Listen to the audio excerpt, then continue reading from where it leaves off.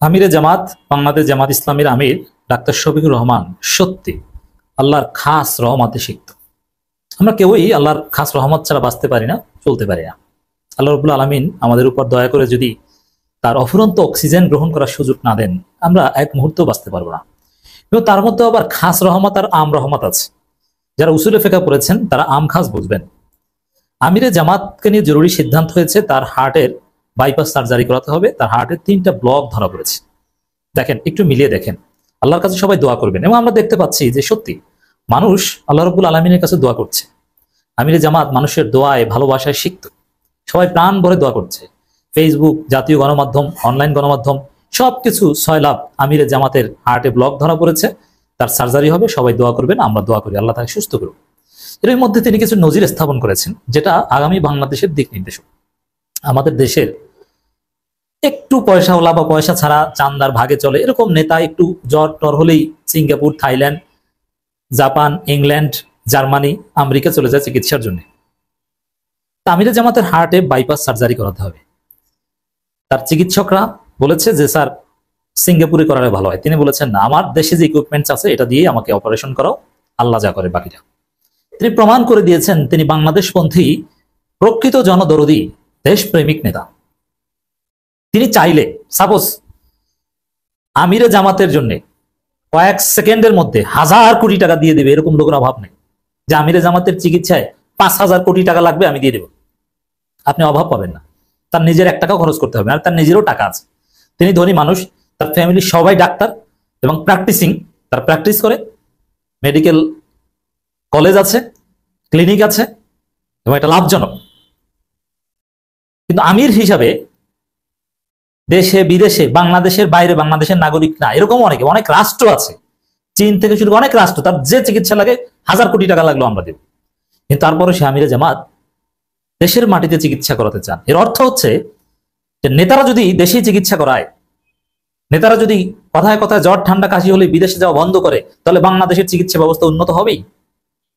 বাংলাদেশ যারা পরিচালনা করে তাদেরই আস্থা নাই বাংলাদেশের চিকিৎসার ব্যবস্থার উপর। তাহলে আপনি কি বাংলাদেশ চালান? আমিরে জামাত দেখিয়ে দিয়েছেন আমি দেশপ্রেমিক, আমি বাংলাদেশপন্থী, বাংলাদেশ আমার শেষ ঠিকানা।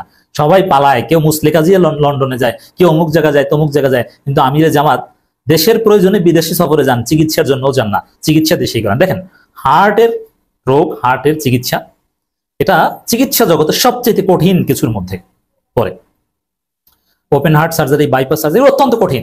হার্টের রিং পরানোটা তুলনামূলকভাবে সহজ হলেও হার্ট রিলেটেড চিকিৎসা এটা সবচেয়ে এক্সপেন্সিভ এবং কঠিন, এবং কার্ডিওলজিস্টের সবচেয়ে দাম বেশি। যেমন টোটাল ভারতবর্ষের ডাক্তারদের মধ্যে দেবী শেঠির মতো নামি দামি ডাক্তার, আপনি যদি সিঙ্গাপুরে যান, মাউন্ট এলিজাবেথে, থাইল্যান্ডে যান, অনেক ক্লিনিক আছে, ইংল্যান্ডে যান, হার্টের চিকিৎসাটার বা চিকিৎসকদের ডিমান্ড সবচেয়ে বেশি এবং সার্জন ফি সবচেয়ে বেশি।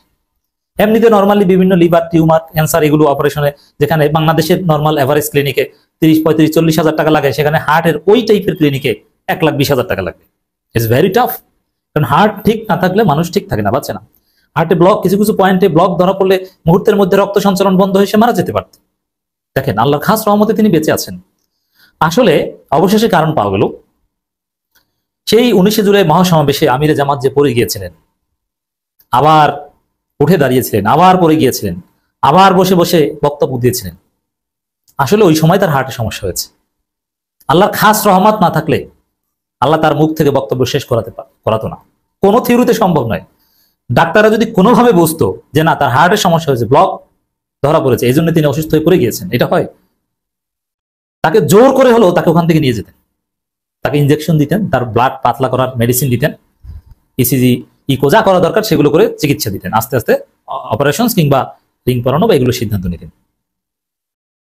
কিন্তু না, আল্লাহ চেয়েছে যে আমিরে জামাত বিশ্বব্যাপী হিরো হবেন, অসুস্থতা থেকে দাঁড়িয়ে আবার বক্তব্য দিবেন, আবার পড়ে যাবেন, আবার দাঁড়াবেন, আবার পড়ে যাবেন, আবার বসে বসে বক্তব্য শেষ করবেন এবং বজ্র কণ্ঠে তিনি আওয়াজ তুলবেন।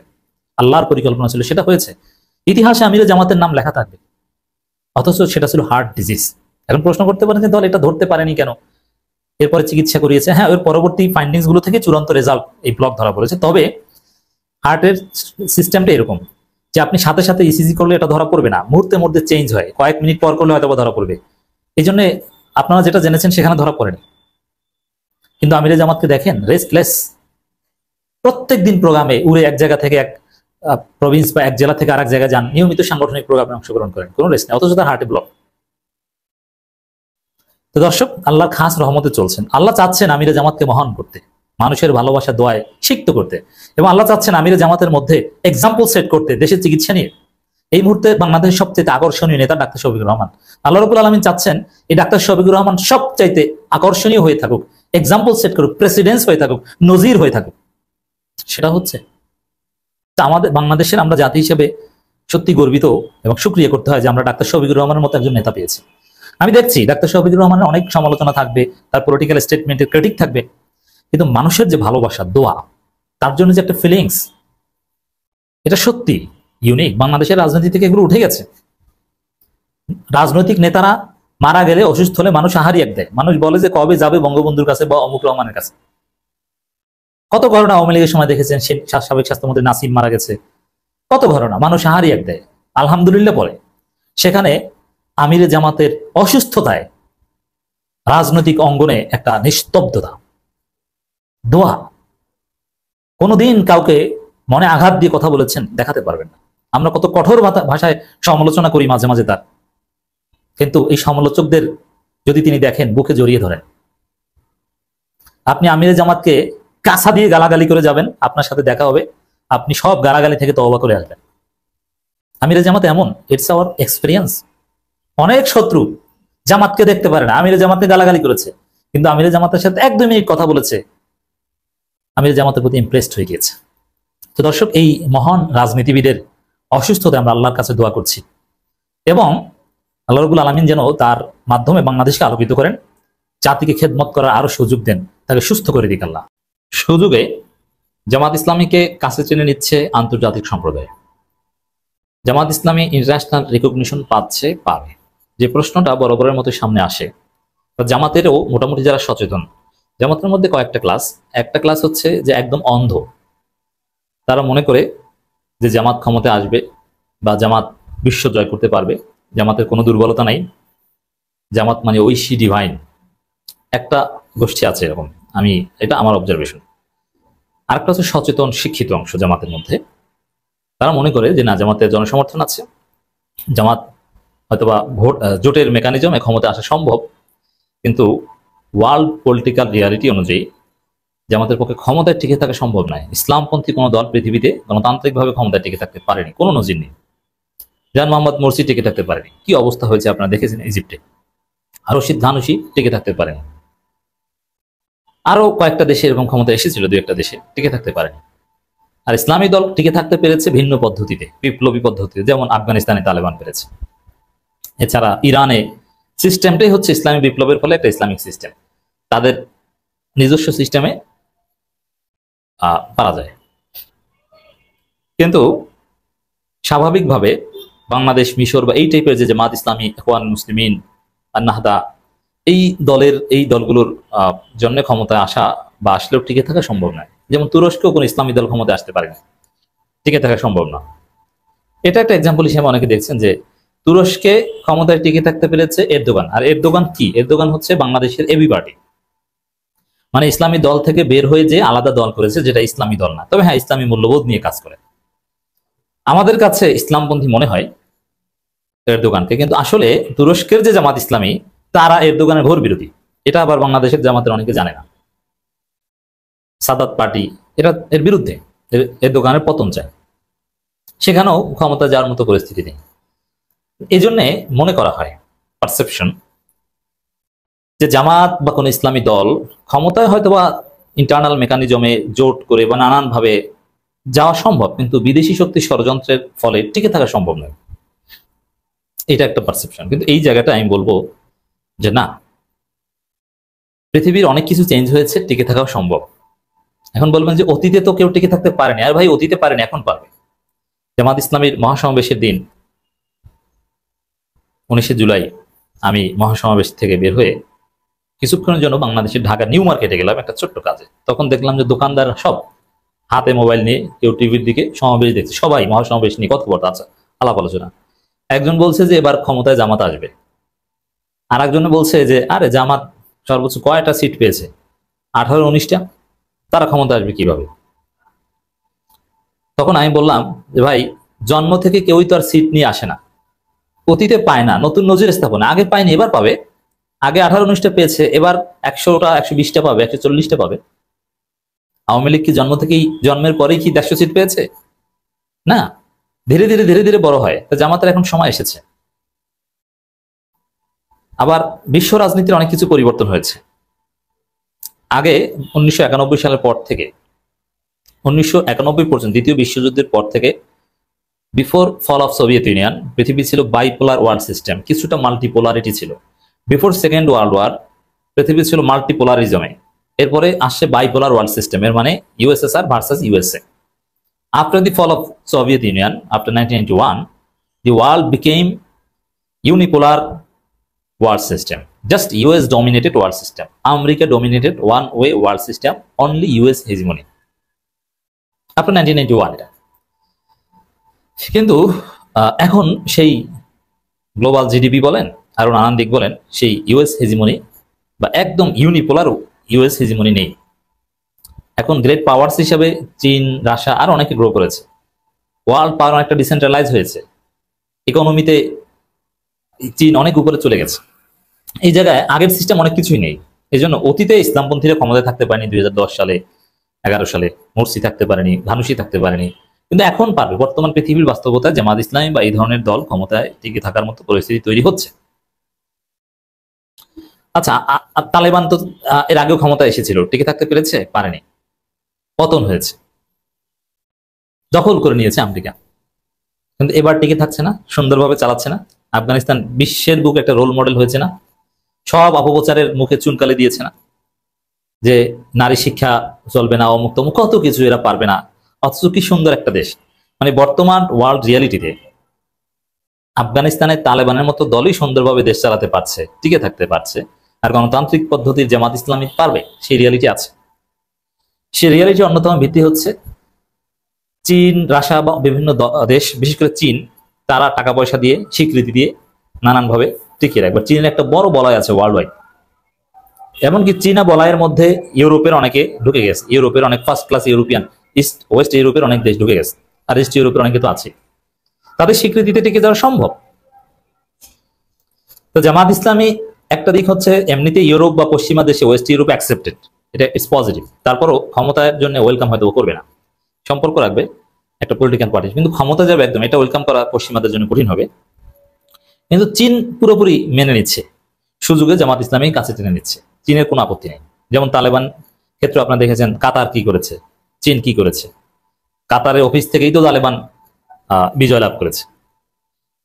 তা জামাত কেন পারবে না? এখানে আমি আলোচনা করছি মূলত চীনের রাষ্ট্রদূতের একটা বক্তব্য। তিনি বলছেন, বিএনপি জামাতের সঙ্গে যোগাযোগ গত 10 বছরে বাধা দেওয়া হয়েছিল চীনের রাষ্ট্রদূত। এখানে বিএনপির সাথে যোগাযোগ বাধা দেওয়া হয়েছিল, এই কথাটা পুরোপুরি ঠিক না। কারণ বিএনপির সাথে চীনের রাষ্ট্রদূতের নিয়মিত মিটিং হতো গত 10 বছরে। 23 সালে, 22 সালে, 21 সালে নিয়মিত মিটিং হতো, এটাই সত্য। হয়তোবা অতি ঘনিষ্ঠতা সম্ভব হয়নি, কিন্তু জামাত ইসলামীর সাথে যোগাযোগে বাধা ছিল। জামাত ইসলামীর সাথে গত 10 বছরে কোনো মিটিং হয়নি, কিন্তু এখন হচ্ছে। এর মানে হাসিনা গত 10 বছরে জামাতকে কাছে টানতে দেয়নি বা জামাতের সাথে সম্পর্ক করতে দেয়নি।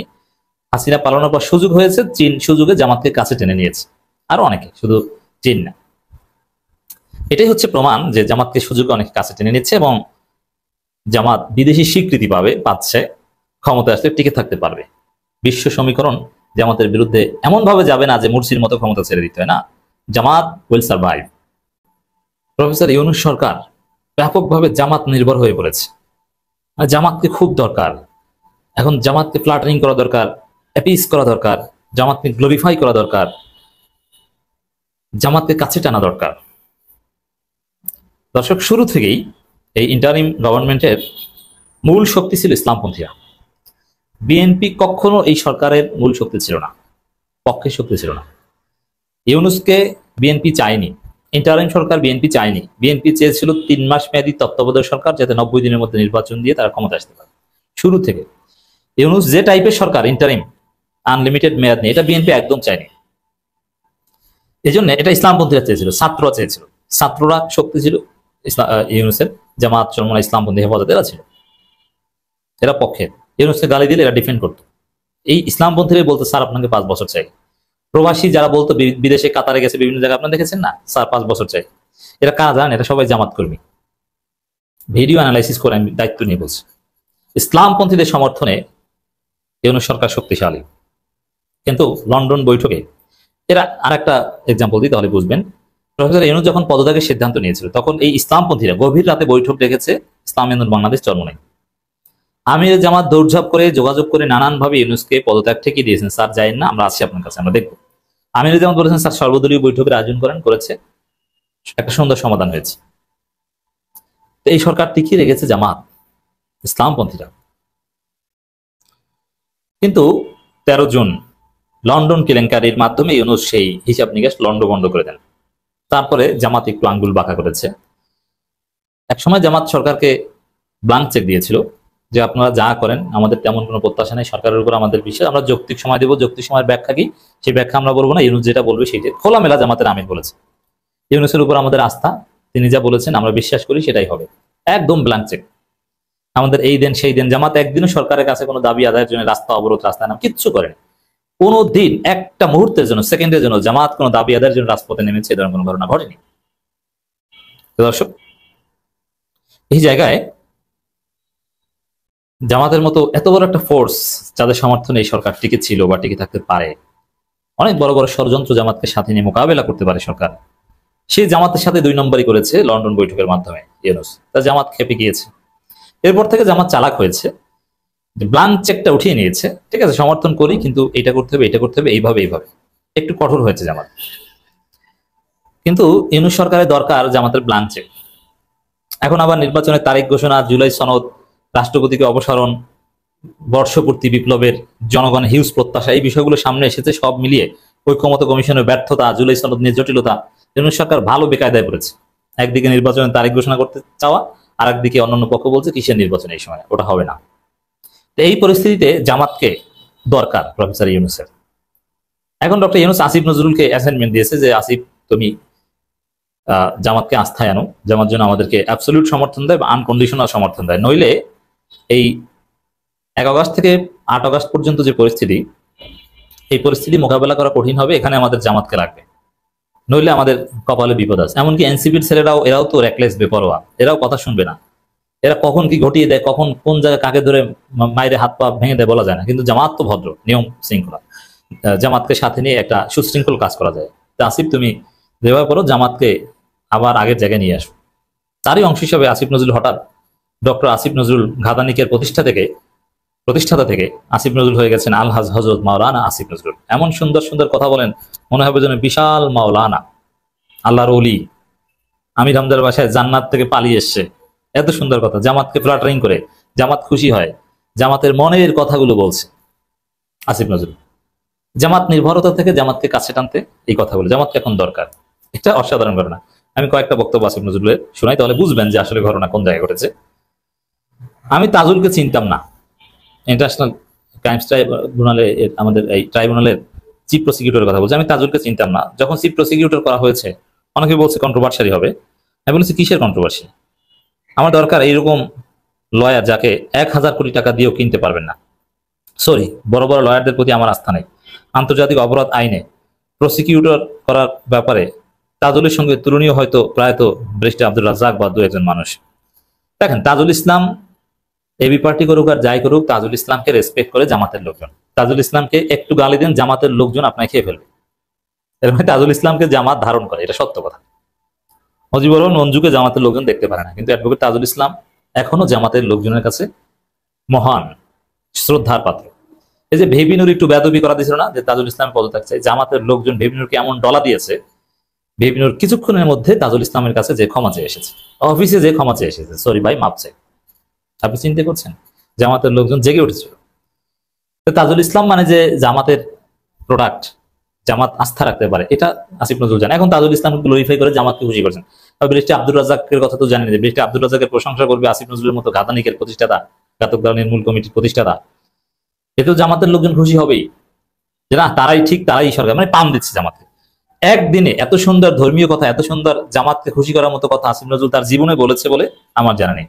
এই বক্তব্য যেদিন দিয়েছে ওই দিনেই আরো অনেক বক্তব্য। আবার চিফ অ্যাডভাইজার মাননীয় প্রধান উপদেষ্টা প্রফেসর ইউনূসের যে ফেসবুক পেজ, সেখান থেকে আমিরে জামাতের বক্তব্য আপলোড দেওয়া হয়েছে, আর অনেকে দেওয়া হয়েছে, কিন্তু আমির জামাতের বক্তব্যে লাভ রিয়াক্টের বন্যা। যেখানে মির্জা ফখরুলের বক্তব্যে 3-4 হাজার রিয়াক্ট, সেখানে আমির জামাতের বক্তব্যে 25,000 রিয়াক্ট। পার্থক্য কত দেখেন, ভিউ আর ভিউ, শেয়ার আর শেয়ার। ও এই প্রধান উপদেষ্টার পেজ থেকে নিজেরাই লাভ রিয়াক্ট দেয় আমির জামাতের বক্তব্যে আপলোড দিয়ে। বাংলাদেশ জামাত ইসলামে Amir doctor Shafiqur Rahman speaks at the UN event on the July uprising and fast fact findings report at Intercontinental Dhaka on Tuesday। খুব আমিরে জামাত এইভাবে রেসপেক্ট করছে, মানে এটা হচ্ছে গ্লোরিফাই করছে জামাতকে দরকার। আবার আসিফ নজরুল আর একটা বক্তব্য নিয়ে তোলপাড় তৈরি হয়েছিল, হাসিনা যে অপরাধ করেছে 71-এ পাকিস্তানি সেনাবাহিনীও তা করেনি। এখন এটাও জামাতের সেন্টিমেন্ট, এটা সত্য কথা যে 71-এর চাইতে 24-কে উপরে করে দেখানো, এটা জানে আসিফ নজরুল এটা করলে বিপদে পড়তে হবে, কিন্তু তারপরে করেছে, ভেবেছিল যে জামাত খুশি হবে, জামাতকে খুশি করার জন্য এটা বলেছিল যে 71-এর চাইতে 24 বড়। যদি আসিফ নজরুল পরে দুঃখ প্রকাশ করেছেন, এটা ওই জামাতকে খুশি করার জন্য ইউনূসের অ্যাসাইনমেন্ট থেকে। আবার দেখেন হুজুর মাওলানা কি বলছে, আমি যখন জায়নামাজে যাই তখন মনে হয় যে আল্লাহ তো আমাকে দেখছে, আমি কি আল্লাহর কাছে জবাব দিতে পারবো উপদেষ্টা হিসেবে দায়িত্ব গ্রহণ করার পর? কনফিডেন্টলি বলে যাই অবশ্যই পারবো, কোনো রকম কোনো গাফিলতি অন্যায় কোনো জায়গা করি নাই, জীবনে কোনো একদিন এত পরিশ্রম করি নাই, আমার পিএইচডি থিসিস করার সময় এত পরিশ্রম করি নাই। আসিফ নজরুল এর মানে সব ধর্মীয় কথা, হুজুরদের খুশি করার, ইসলামপন্থী জামাতকে খুশি করার জন্য এই কাজ। জামাত নির্ভর হয়ে পড়েছে ইউনূস সরকার।